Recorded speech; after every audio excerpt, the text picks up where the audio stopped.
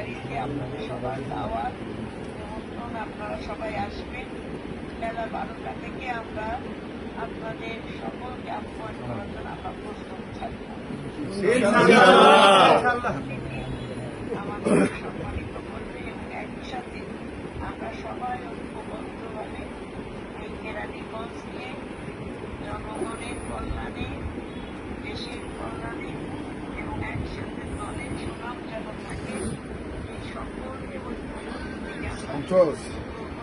তাদের কাজগুলো কাজ পরে আমি আপনাদের সবার সাথে বসবো এবং সবাই একসাথে মিলে আমরা কাজ করবো ইনশাআল্লাহ। দিদি ঠিক আছে, দিদি রাত্রে আমি আসতেছি আপনার কেরানীগঞ্জে